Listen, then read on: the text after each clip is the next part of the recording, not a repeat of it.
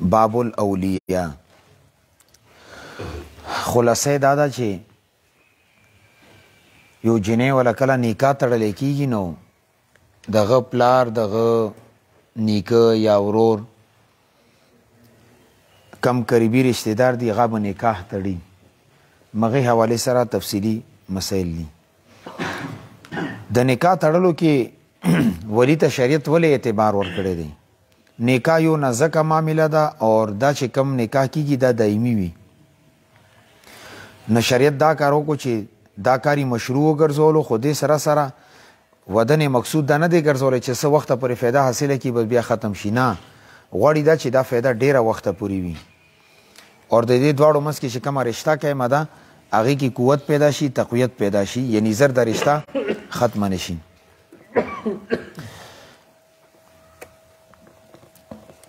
اور دینه چې کوم نسل پیدا کېږي هغه یو ښه نسل وي، معاشرې باندې بوج نه وي.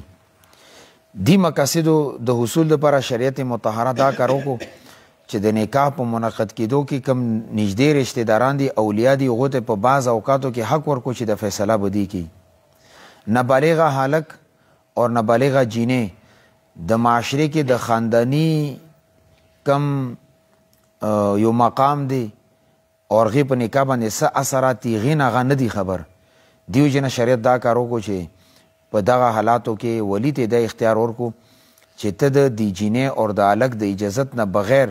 یو ښځې کې د دې رشته وکړه چې د دې مستقبل او راتلونکی وخت جوړ شي اور خاندان دپاره د عزت اور د وقار ذریعه وي.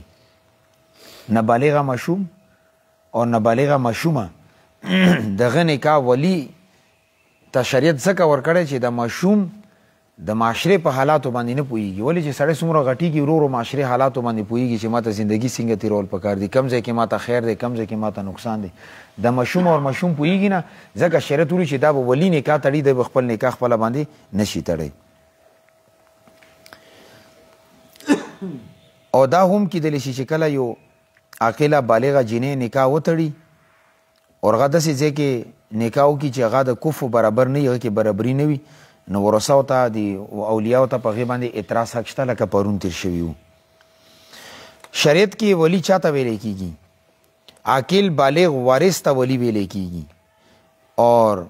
چاهې هغه فاسق ولی نه وي. خو دا خبره ده چې د داسې فسق و فجور کې مبتلا نه وي چې هغه د خپل عزت هم پروا نه کوي، چې کم ته شریعت سی ول اختیار ویلی کېږي چې هغه د خپل اختیارات بې ځای استعمالوي.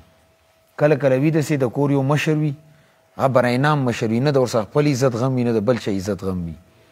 شریعت هغه ولي ته بیا اعتبار نه دی ورکړی، ولې چې کله دا د خپل عزت خیال نه ساتي نه خپل د ماشومې خیال به څه وساتي. نو شریعت دا هم ملحوظ نظر ساتلی. او بیا د ولایت په دوه قسمه باندې دی، کله کله ولایت بالنفس، کله ولایت بالمال. ولایت بالمال بعد کې رضی درته هلته ووایم د ماشوم یتیم مثال په طور باندې یو سړی د هغه ورور وفات شو، هغه نه ورکوټي ماشومان پاتې دي، هغه یتیمان شو. نه د ماشومانو یتیمانو ته خپل مال په خپله باندې بازار کې لګول انویسټمنټ کول شریعت جواز نه دی ورکړی، بلکې دې تره ته حکم کړی چې دا مال به تر واخلی تی انویسټ کا. ولې که دې ته ورکړي دا خو ورسره پپس او دا ټافیانې به خوري، خیر ته به ناست وي. او که دی یو ځای کې انویسټ کړي نو سبب دې دپاره لویه سرمایه وي. هغه ته ولایت بالمال ویلی کېږي. هغه بعد کې چېرته راشي بیا به ورسره بحث کوو. خو دلته چې مونږ کوم سره بحث کوو دی کې ولایت بالنفس دی. د جینۍ اور د ماشوم اور د ماشومې واده کولو اعتبار سره د هغه کومه زندگی ده، د هغې کم نفس هغه ستا کنټرول کې دی، ته به د هغې شریعت مطابق اصولو مطابق نکاح کوي. اوس دا ولایت کم کم ځای کې ثابتېږي. دې دپاره څلور قسمونه فقهاو ذکر کړي. یو قرابت یعنې رشتې داري وجې نه د چا نکاح کول، د ماشومې نکاح کول. دویم ملکیت وجې نه اکا به د خپل غلام اور د وینځې ولایت هغه ته حاصل دی، کم ځای کې نکاح کوي کولی شي. دریم دی ویلا. ویلا دې ته ویلی کېږي چې یو سړی یو غلام یا وینځه آزاده کی، بعد کې دا سړی د هغه مولا جوړیږي. دا یو ځان له بحث دی، دا به انشاءالله بیا چرته ووایو. او دریم دی امامت. امامت نه مراد د وخت بادشاه، که بادشاه نه و خلیفه، که خلیفه نه و قاضي، که قاضي نه و د علاقې او د سیمې کم مشر متفقه طور باندې وي، هغه ته هم دا حق حاصل دی چې مثال په طور باندې دی ځکه ذکر کړي یوه ماشومه ده، نی پلار شته، نی نیکه شته، نی ورور شته، نی تره شته، نه ماما شته، نی مور شته، هېڅوک یې نشته، تنې تنها ده. نه دې صورت کې به بیا قاضي فیصله وکړي چې د دې ماشومې نکاح د فلانکي سره وشو. نه که د قاضي نکاح وکړي نه هغه هم بیا ټیک ده. ولې چې کله پلار نیکه هېڅوک ورسه رشتې داري نشته، نه بیا به قاضي او کم خلیفه وي د علاقې مشر هغه به مجبورا بیا فیصله کوي دا هم ټیک ده. بیا چې نکاح په باب کې کم ولایت دي دوه قسمونه دي. یو ته ولایت ندب اور استحباب ویل کېږي، بل ته ولایت اجبار ویل کېږي. ولایت ندب اور استحباب دې ته ویل کېږي آسانو الفاظو کې چې عاقله اور بالغه جینې خپل نکاح واک چاله ورکي. اوس چې د کله موږ د ښځې موجوده چې موږ کوم عام ښځې نه یو واک رخلو دا مستحب دی اور مندوب دی. دی وجې نه که د جینې په خپله باندې خپل نکاح وتړي نو بالغه هم ده عاقله هم د خپل نکاح په خپله باندې وتړي نه ټیک ده. خو موږ ورته وایو چې تا د خپل پلار خپل نیکه ورور تر د اعتماد کې نه دی خسته نه دا د استحباب یعنی مستحب خلاف کار کړی دی نورې نکاح کیږي. خو شرط دا دی چې دا نیکه داسې ځای کې کړی وي چې هغې کې د کفو خیال ساتلی شوی وي یعنی د دې برابر خاندان کې نکاح کړی شوی وي. که چرې داسې خاندان کې نکاح تړلی دی په خپلې مرضي باندې چې هغه دې سره د کفو اعتبار سره برابر نه دی نو بیا فقهاو دوه رایې دي. بعضې فقها وایي چې نکاح شوی دی اولیا به راپاسي د نکاح په عدالت کې کیس دایر کړي د نکاح به ختم کړي. خو علامه ابن همام رحمت الله علیه اور همدغه رنګې علامه حسکفي رحمت الله علیه علامه شامی رحمت الله علیه لیکلي چې کله غیر کفو کې یعنی غیر برابر خاندان کې چې دا جینې په خپله باندې نکاح وتړي دا نکاح د سره نه منعقد کیږي نه. اور فتوا په دې باندې ده نن سبا دور کې. نن سبا دور کې فتوا په دې باندې ولې ده موجوده دور کې د عدالتونه اور د حکومت طرف نه چې کم نکاحونه عدالت کې کیږي کم ته کورټ میریج ویل کیږي هغې ته ډېر تحفظ حاصل دی او دا غیر ملکی ادارې NGOs د حقوق نسوا په بانا باندې چې کم جنسی بغاوت دی کم جنسی یو معاشره کې د دې کمه وبا ده هغې ته تقویت ورکول دپاره دا کار کوي. کورټ میریج باندې لږ ځان پوهې کې د اکثر کالج یونیورسټو کې داسې کېږي هلته خو زموږ د کوی ایجوکیشن سیسټم دی تباه و برباد دی تعلیم خاص تباه و برباد دی خو زموږ د نوجوانان یې تباه و برباد کو. جینې اور هلک دواړه یو کلاس کې به یو بل سره ګپ شپ به ویو چې یاره واده کو نو جینې ته د مور پلار طرف نه اجازت نه وي هلک ته د مور پلار طرف نه اجازت نه وي نو دو لاړ شي عدالت ته. عدالت کې خپله کې نکاح وتړي دوه ګوان ملګري یا څوک جوړ کړي یا نکاح وشي دې ته کورټ میریج ویلی کېږي. دې کورټ میریج کې نه د جینې مور پلار خوشحاله دي ور باندې او نه د هلک مور پلار والا چې هغې ته بعضې ټایم کې لو میریجنګ وایي د موله چې کوم د کالج یونیورسټو والا دي لو میریج د 2 میاشتو نه زیات چېرته نه دی تلی ښه تباه و برباد دي. یک که دو کسه کې سلو کې یو دوه نه دا چې کم غیر ملکی ادارې دي NGOs دي یا حقوق نسوا په نوم باندې د دلته کې کم تنظیمونه کار کوي دا چې کله عدالت ته کیس لاړ شي او د مور پلار یې لګیا شي هغې خلاف کیس دایر کړي چې دا نکاح شوی دی دا مونږ خوښ نه دی نه دا بیا NGOs او د حکومتي ادارې راپاسي نه دې ته اختیار حاصل دی دی کوي تا ورسره څه کار دی. د غټ نقصان څه دی معاشرې کې جنسي خواهشاتو ته فروع میلویږي. داسې به یوه جینۍ سره څوک خبر نه نکاح به کوي مور پلار ته بې پته نه لګي نه دې کې د خاندانونو تباهي او بربادي خطره ده. سبا که دا خاوند خاندان والا زرور و نه هغه جینۍ به قتل کوي او که جینۍ خاندان والا زرور و بدماشان و نه هغه به لګوي دا هلک قتلوي نه جنګ و دشمني جوړه شوه که جوړه نه شوه نور خو هغه وس نه رسېږي خو موږ پښتانه خو دا کار کوي که نه بیا ولي یا هغه جینۍ ولي یا هغه خاوند ورته ولي بس نظام ختم کړي. نه دې وجې نه کورټ میریج کې مونږ صرف د دې وجې نه وایو چې کله غیر کفو کې د جینۍ په خپل واک باندې خپل سر باندې نکاح وکړي نه دا نکاح په کار دی چې سره نه منعقد نشي. او چې کله نکاح منعقد نه دی مونږ به فتوا ورکو کورټ ته چې تا ته د کم کیس راغلی د هلک اور جینۍ سره خپله کې نکاح نه دی شوی چې نکاح نه شوی نه ښځه او خاوند نه دي چې ښځه او خاوند نه دي نه ته ورباندې څه فیصلې کوي. کورټ خو بالا کیس خلي چې ښځه او خاوند خو جوړ شي که نه نه چې کله ښځه او خاوند جوړ نه دي نو عدالت په څه فیصله کوي. نه دې وجې نه د علامه ابن همام رحمت الله علیه اور علامه شامی رحمت الله علیه کم قول دی دې باندې علماو نن سبا دور کې فتوا ورکړي اور حضرت مولانا شریطانی رحمت الله علیه هم په دې باندې فتوا ورکړي چې سره نه دا نکاح منعقد کیږي نه. دویم دی ولایت اجبار نابالغ مشوم اور نابالغه مشومه چې هغې باندې کم ولایت پلار ته یا نیکه ته حاصل دی هغه ته ولایت اجبار ویلی کېږي. د دې مطلب دا دی چې کله پلار یا نیکه د خپل نابالغه زوی یا د نابالغې ماشومې نکاح وتړي برابره خبره ده که هغه باکیره وي او که صیبه وي اور همدغه رنګې ماتو وي یا غلام وي نو هغې ته بیا د بلوغ نه پس دا اختیار نه دی حاصل چې دا سړی یا دا رشته ما خوښه نه ده. لږ مسلې باندې ځان پوهې کې یوه ماشومه جینۍ وه نابالغه وه 5 کالو 4 کالو ترې راپاڅېدلو د دې جینۍ نکاح چا سره وتړلو پلار یې و نیکه و خو د تره راپاڅېدو به دې نکاح وتړلو دا جینې چې کله بلوغ ته ورسېده 17 سال ته دې ته 15 سال ته دې ته پته ولګېده چې زما نکاح خو فلانکي سره شوي نو دا به وګوري چې ما نکاح پلار نیکه تړلی که بل چا تړلی که پلار نیکه دا نکاح تړلی وي ودي ورته کړي نو دې ته ولایت اجبار نه دی حاصل یعنی دا نکاح نه انکار نشي کولی دا سړی خاوند دی اوس پوه شو په دې خبره باندې اور که د پلار اور د نیکه نه علاوه تره ماما کاکا زوی تره زوی چاچا زوی دې نکاح ورته تړلی دې ښځې ته دا حق حاصل دی چې دا وایي چې دې ما نکاح تړلی دا زما ولی هم نه کیږي خو زه واړه ما ته پته نه وه اوس د هلک ما نه دی خوښ لحاظه دا نکاح به څه شي ختم به کړی شي دې ته ولایت اجبار ویلی کي دا شریعت دې جینۍ ته دا حق ورکړی دی نو لحاظه احنافو په نیز باندې ټولو اولیاو ته ولایت اجبار حاصل دی چې کم عصبه جوړیږي ټیک شو عصبه څه ته وایي دا به میراث باب کې بیا هلته وایو نو دی اصولو مطابق زوی هم اولیا کی ولی کیدلی شي نیکه پلار هم کیدلی شي او دین علاوه نور رشتہ داران هم بات کې روان دي امام مالک رحمت الله علیه فرمایي چې ولایت اجبار صرف پلار ته حق حاصل دی بس پلار نه علاوه بل چاته نه امام شافعی رحمت الله علیه فرمایي چې پلار او نیکه دواړه د مشومی نکاح تړلی شي او نکاح تړلو پس د خپل نکاح نشي ختمولی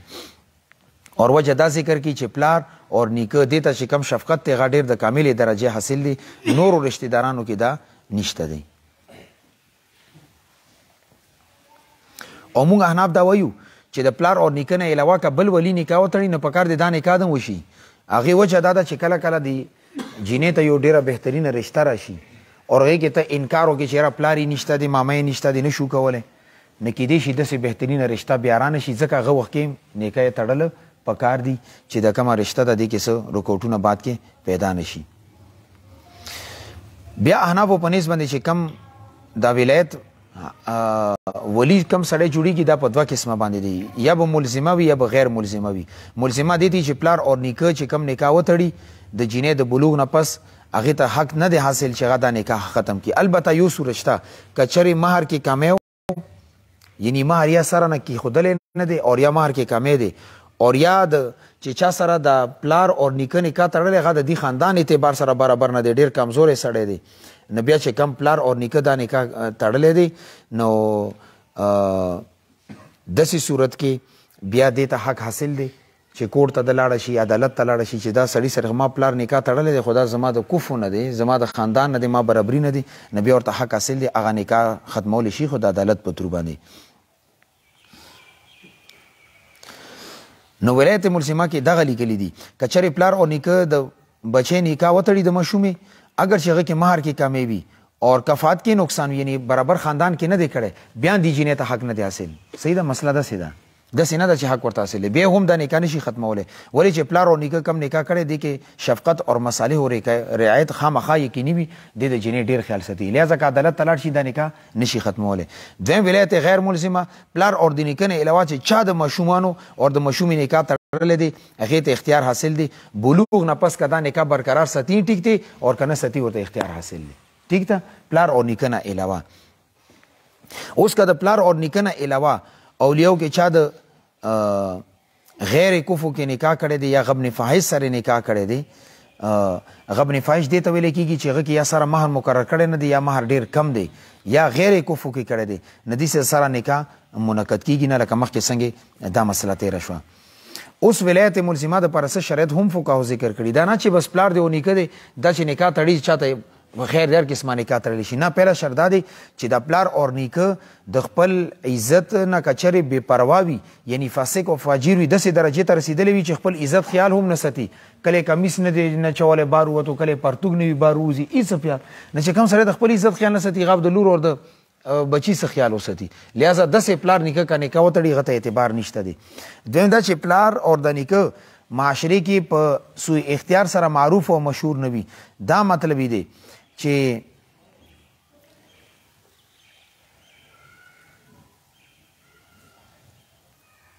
دا سړی داسې وي چې دا ډېر بېهوده وي بې پروا وي یعنی د پلار اور نیکه بېوقوفه وي حریص وي لالچي وي خودغرضي وي اور دې اعتبار سره معاشرې کې ډېر مشهور وي چې به دا سره یو 2 روپو ته ګوري نور د هېڅ پروا نه کوي نو دې صورت کې معلومه دا شوه چې لور په حق کې د دې شفقت ختم دی لہذا داسې صورت کې که چېرې نکاح وکړو نو دا نکاح لازم نه دی دا جینۍ او دا هلک د خپل نکاح بعد کې ختمولی شي اور عدالت ته به رجوع کوي عدالت په بیا تنسیخ نکاح ډګري ورکوي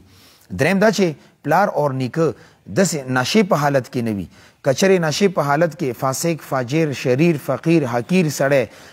چې کم پیشې اعتبار سره یو حقیره سړی وي هغه سره د خپلې جینۍ یا د ماشومې نکاح وکړي د دې صورت کې هم هغې ته خیاري بلو حاصل دی. ولې دا نشې کې نکاح تړلی دی نشې کې سړی په خپل ځان باندې نه پوهېږي. بل ولایت حق چاته حاصل دی نو عصبه او ذوی الارحام دواړو ته حاصل دی. هغه کې زوی نماسی پلار نیکه ساکا ورور نساکا ورور ساکا ورور زوی یعنی ساکا وراره نساکا وراره ساکاتر اندغرانګې نساکاتر بیا د ساکاتر زمن یعنی چې کم ساکاتر زمن دی نساکاتر زمن داسې یوه سلسله ده دا ټول. او که دا نو بیا د دې د بعد ذوی الارحام دي. ذوی الارحام مطلب مور لور نوسی مور پلار زوی طرف نه نوسی او اندغرانګې د لور طرف نه نوسی دا ټول ذوی الارحام کې راځي. که د ای څوک نو بیا به سلطان قاضي یا قاضي چې کم سړی مقرر کړی هغه به بیا د دې جینۍ نکاح تړي. البته چې کله پلار یو وصي مقرر کی هغه ته ولایت نکاح نه دی حاصل. وصي دې ته ویل کېږي چې کله یو سړی مړېدو یو سړی روغتلو چې راشه زما دا میراث دی دې کې دومره حساب دا کې دا به جمعه دا د مدرسې دا د فلانکي دا کارزا ده دې ته وصي ویلی کېږي چې چاته وصیت وکړی شي. نه که یو سړی روغتلو چې زما مرګ نه پس د پیسې به ته دې انداز کې تقسیم کې هغه دغه وصي جوړ شو خو نکاح هغه ته نه دی حاصل. ولې نکاح کې چاته اختیار ورکول ځان له خبره ده او پیسو کې چاته واک ورکول چې زما پیسې به دې انداز کې تقسیم کې دا بیل دي دا د نکاح کې دا ګوتې نشي والی. اندغرانګې که چېرې نابالغه بچی یا نابالغه ماشومه د چا یو سړي زیر پرورش کې دي هغه ته هم ولایت نکاح نه دی حاصل چې زه به نکاح تړم. یو مثال په طور باندې معاشره کې یو سړی دی زه نه ډېر نرم دی یوه یتیم یې راواخیستله چې دا به ما کور کې ځي پرورش کوم ما ته ثواب میلاو شي. وروسته دا سړی راپاڅي چې ما خوښه دی دی به زه نکاح کوم. موږ ورته ویل ولې یاره دا ټول عمر ما ساتلي مور مې خوراک څښاک کړی دی نه خوراک څښاک سره د ته د دې نکاح ولي نه جوړېږي چې تا چېرته خوښ یې دی به نکاح کوي. دې نقصان څه دی سبب یو سړی راپسي به د یتیمانې به غټي کم ځای کې خوښي بدماشانو باندې بې خرڅوي دې ته به لګام څوک بیا ورکوي. نه لهذا دې وجې نه شریعت د دې خبرې هم خیال ساتلی دی. که چېرې نږدې ولي موجود نه و بیا به څه کوو نو که چېرې پلار او نیکه موجود نه و نو بیا نسبتا چې کم نږدې ولي دی هغې نکاح تړلی شي یعنی زوی یا نمسی دی نکاح تړلی شي. اور که چېرې دا نکاح وتړي بعد کې پلار یا نیکه راغلو نو هغه په اجازت باندې به موقوف وي. که پلار او نیکه ویلو چې به دا نکاح ټیک دی او که هغه وایي چې ټیک نه دی نو بس بیا هغه به ختمیږي. همدغرانګې که چېرې دوه ورونه یا دوه ترونه هغه کې دواړه غواړي چې د دې جینۍ نکاح وشي مشومې نو ایوب رضی دی بل نه دی رضی نه که د اولیاو کې یو رضی و بس نکاح وشو دې نکاح ختمولو اختیار بیا هغې جینۍ ته نه دی حاصل. همدغرانګې که چېرې دواړه بیل کسانو سره نکاح وتړي یوه جینۍ د هغې یو تره لګیا شو یو ځای کې نکاح تړلی بل لګیا شو بل ځای کې نکاح وتړلو چا والا نکاح ومنو چې چا اول تړلی هغه والا نکاح ته اعتبار دی. اور که چېرې داسې وشو چې دواړو په یو وخت باندې نکاح وتړلو اور یا دا پته نه لګي چې اول دی نکاح تړلی دی تر نکاح تړلی که دی تړلی دی نه دې صورت کې چې کم نکاح تړلی دی هغه به باطل شي او فاسد به شي. لہذا دې خبرې هم خیال ساتئ چې کله نږدې ولی موجود نه وي اور دغه مشورې انتظار دې دپاره کېږي چې یو مناسبه رشته میلاو شي اور یو مناسبه رشته میلاو شي اور خطره ده وي که دې سره موږ دا رشته قبوله نه کړو نو کیدای شي بعد کې رشته میلاو نه شي نو داسې صورت کې بیا دې ولی ته هم ولایت حاصل دی. که هغه نکاح وکړي نو که کم نږدې ولی راشي هغه د بعد هغه ته به د نکاح رد کولو اختیار نه وي حاصل. دې یو اسانې مسلې باندې زه تاسو ته ووایم بیا تاسو پوه شئ. یو سړی دی هغه دوبۍ کې دی او لوڼې دلته دي او دغه یو ورور هم دلته دی نه دی تره شو که نه هغې پلار دی نو د خپلې ماشومې نکاح تړلو اختیار پلار سره شته تره سره بیا په دویمې درجې کې دی. تره ته یوه بهترینه رشته راله چې یاره دلته کې دا موږ غواړو چې ستا جینۍ سره رشته وشي د ورېرې سره دا ورته وایي چې نه زما ورور بار دی او هغه مشر دی هغه نه به تپوس کوو هغه 5 کالو بعد راځي چې کله راشي بیا به مونږ ګورو ورسره. نه شریعت دا وایي چې دا مه کوئ. زموږ خصوصا عام طور مې دلته دا کېږي پلار یې دوبۍ کې دی قطر کې دی او سعودي کې دی راشي بیا به ګورو چې کله بهترینه رشته راله بس هغه کې بیا آو کوئ. کم ورور دی هغه مطمئن که ورته داسې یوه بهترینه رشته راغلې وه کیدای شي دا بهترینه رشته بیا رانه شي نه دوی چې نه ما ورته آو کړي بس ته انکار مه کوه. نو دا ځکه وایي چې کله نږدې کم ډیر نږدې ولی دی هغه نه دی موجود او په نسبت باندې لرې ولی نکاح وتړي نو هغې کې بهترینه رشته وي نو هغې کې بیا هغه برقراره ساتل پکار دي او همدغه صحیح کول دی. ولایت کله کله ختمیږي یعنی یو سړی دی هغه ته د اختیار اصلي چې د ماشومې نکاح وتړي خو کله کله شریعت کې داسې اسم اسباب دي چې هغې وجې نه هغه ختمیږي که چېرې دا ولی لیونی شو او د دې لیونتوب همیشه دپاره وي نو به دا بیا ولی نه دی پلار دی خو لیونی دی نو هغه د خپلې ماشومې نکاح به څنګه تړي لہذا دې صورت کې د لیونی پلار د خپلې صحیح ماشومې نکاح نشي تړلی هغې نه دا هر څه ختم شو که تري ټیک دی تره به نکاح تړي که نکي ټیک دی هغه به بیا نکاح تړي او که نه بیا به عدالت ته قاضي ته خبره ځي قاضي به نکاح تړي دویم دا چې ولی مرتد نه وي علیاذ بالله دا نه چې اسلام یې پرېښودلی دی شین ورنه جوړ دی نو هغه ته بیا اختیار نه دی حاصل دریم دا چې کله د بچی یا بچی بالغ شي اور هغې باوجود اور غلیونی اور ماتو نوی نو ولایت اجبار به دې سره ختم شي یعنی دا مطلب چې یو پلار ته د خپلې نابالغې بچی د اختیار حاصل دی چې هغې نکاح وتړي خو چې کله دا جینۍ بالغه شوه او لیونی نه ده نو لحاظه اختیار ختم شو خپل نکاح په خپله باندې تړلی شي اگر چې خلاف مستحب دی د مستحبو خلاف دی څلورم دا چې که چېرې ولی له پته وي پلار او نیکه ورک دي هېڅ پتې نه لګي نو بیا چې کم هغه سره نږدې ولی دی هغه ته ولایت حاصل دی هغې نکاح تړلی شي یعنی تره او همدغه رنګې بیا ورپسې ساکا ورور داسې دا ټول پکې راځي ابن سما رحمت الله علیه لیکلی دي چې خیار بلو ته هغه وخته پورې اعتبار شته چې څومره پورې دا ښځه ښځه د خاوند ته په خپل ځان باندې قدرت ورنکړي که چېرې خپل ځان باندې قدرت ورکړو نو خیار بلو ختم دی دا مطلب چې تره لګیا شو د نابالغې ماشومې نکاح وتړلو بیا چې کله دا بالغه شوه رخصتي وشوه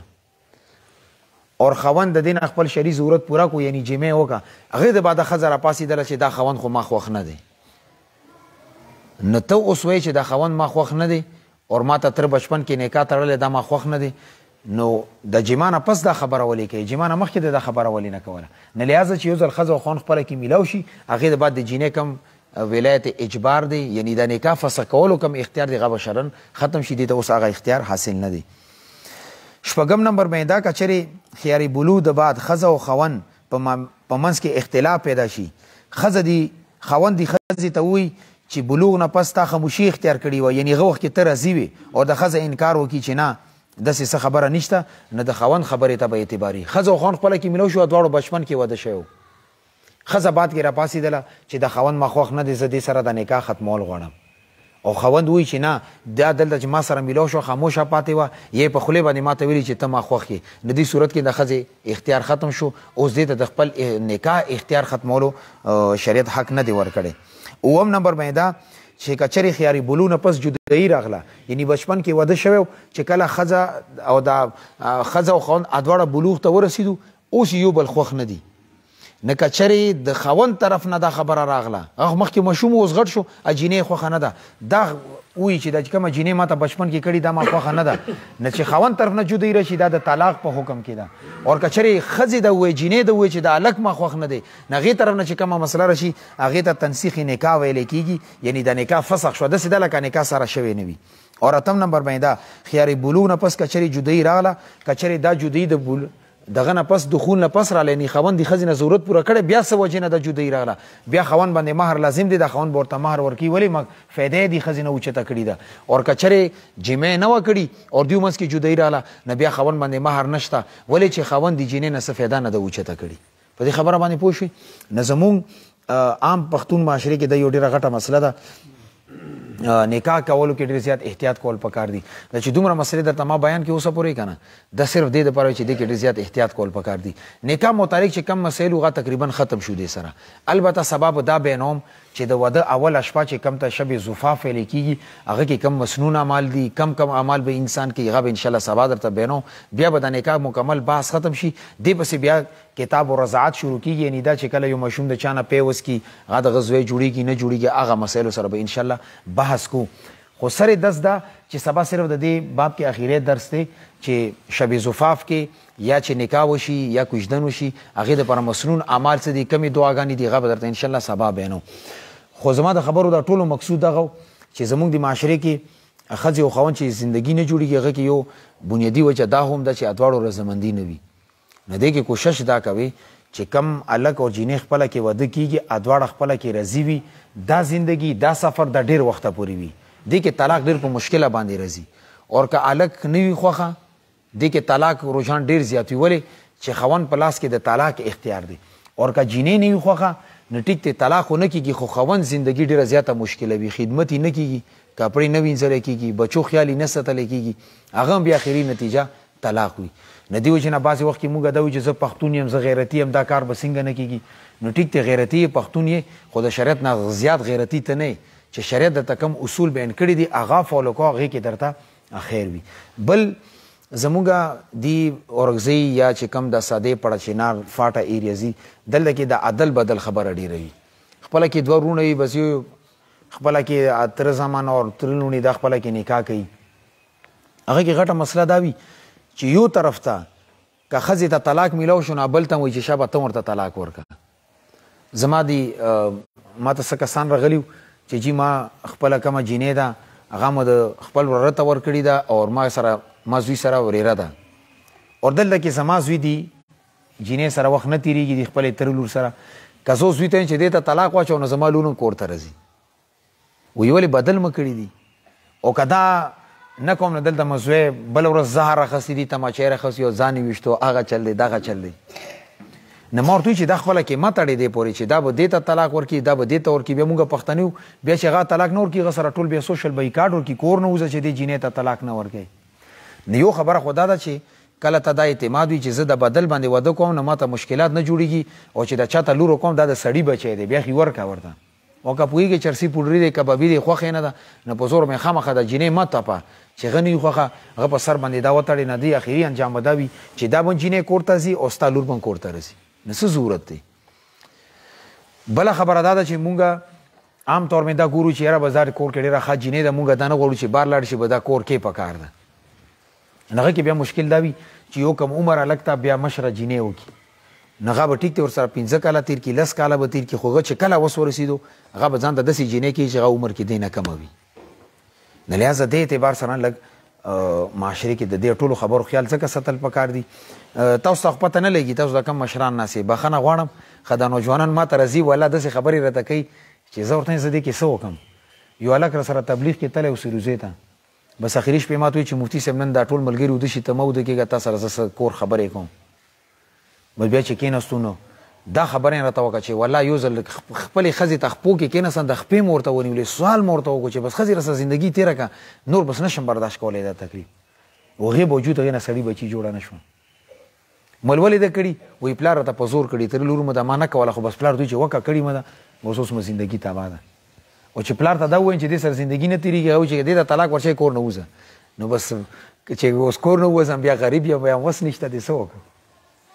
نه دې کې ډېر زیات احتیاط کوي صحیح ده که نه ګزارش او درخواست دی دا کم مشران دي دا دې مرحلو نه تېر شوي دي خو دا چې کم تاسو د راتلونکي نسل دی د نوجوانان دی الله پاک لوڼه بچي درکړي رشته کې ډېر زیات احتیاط کوي استخاره کوي اعمال کوي الله نه غواړي خپل مسجد امام او خطیب سره مشوره کوي دینداري طبقې سره مشوره کوي هغه به تا ته ښه لار ښیي انشاءالله اور حدیث کې راغلی دي چې د مشوره د امانت ته څوک نه تپوس وکړي دې کې به خیانت نه کوي نه چې ته ما نه تپوس وکړي زه به درته داسې مشوره درکوم لکه سړی خپل زوی ته یا خپل ورور ته یا خپل مشر ته مشوره وکړي داسې ټول علما دي نه دې کې لږ احتیاط کول پکار دي معاشرې کې ډېر زیات مشکلات دي والله ډېر زیات زه تاسو ته ویلی نه شم بل څلورمه خبره دا چې مونږ تېروالو کې یو غټ درد سر دا دی چې د ترو لور به ماما لور باندې ما غږ دی دا به نکاح نشي کولی دا انتهایی ظلم دی انتهایی ګټیا حرکت دی انتهایی فرعونیت دی اور ابو جهلیت دی تو یا ولی ما ته یو جینۍ ټلیفون وکړو نه چې ټلیفون یې وکړو بس په شاړه شوم ورته خورې څه مسله ووایه ما سره ټیم وي نه مصروف یم وایي مفتي صاحب ما تره زوی ووختلم او پلار ورکولو خو ما پلار ته وایي چې دا هلک ما خوښ نه دی زه دې سره نکاح نه کوم وی غنه پلار رانه خفه شو مور هم خفه شوه وی مور خو راته دومره پورې چې ته ډمه یې چې څوک ته خوښ وي هغه وکړه دغه چل دی وی بیا ما پسې څومره رشتې راغلې نو د تره زمانو به هغو ته پیغام لیږلو چې دې باندې مونږ غږ دې رشته ورسره ونه کړي وی 8 کاله مو شو کور کې ناست یم او سر مو په سپینېدو دی وی مفتي صاحب وظیفه راکړه چې رشته مو وشي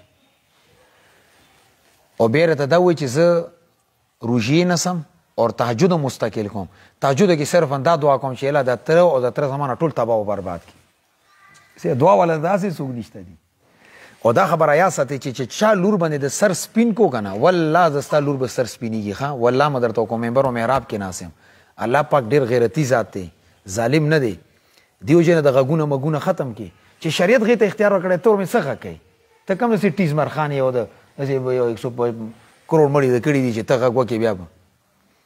دا حرام دي، ناروا دي.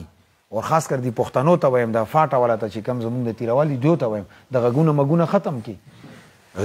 پردی لور سر د سپین کو ستا لور سر بسپینی کی، پردی خور سر د سپین کو ستا خور بس سر سپینی کی. دا یاد ساته خیر دی ویلی که ان شاء الله. او چې کله سر سپین شي بیا ماته دا خبر یاد ساته چې تا دا خبره کړی دا غږونه مګونه ختم کی که دا ټیک ته کنو. نور خو فیصله الله پاک اسمان کې کړی دي چې کمی جنې ته کم خوند او کم خوند ته کم جنې الله پاک تقدیر کې لیکلي لیکلي شوی په اسمانونو باندې فیصله نافذ کیږي پس مکو نه دی کې دا مکوي ظلم ما کوي خپل رشتہ داران دی وجنه ما خرابوي. هغه نقصان څه دی چې تا کله تر لور باندې غږ وکړو د غیر رشتہ نه کیږي هغه پلار اتوماتیکلی تا وای نه خو ستا دشمن جوړ شو چې غیر لور زندگی ته تبکه ولې تا سره به تر مینا کوي غیګه بدر کوي خو غلې بده نه هیڅوک دا نه غواړي چې زما د لور زندگی تباه شي، هیڅوک دا نه غواړي. نه دی وجنه رشتہ کې ډیر زیات احتیاط کول پکار دی او ډیر احتیاط سره قدم اوچتول پکار دي. ما تاسو ته ګوره دا چې اول ورځ نه شروع رمضان تر نن پورې درته وایم چې باطل عقیده ولوي هغه سره نکاح ماتړي، خراب عقیده ولوي ماتړي، صرف مالداری ته ما ګوري، دینداری ته ګوري، اخلاق ته ګوري، دیندار دین نه دی، ادب نه ډکته کنه دی، بیا ادب خونه دی، فاسق فاجر خونه دی. دا ټولو خبرو خیال ساتي نو بیا به ان شاء الله دا رشتہ مخکې مزل کوي او کني معاشره کې بدلور زندگی تباوي او چې چاته وکړي غو سره زندگی تباوي. الله رضا دي خبرو مو تاسو عمل کول.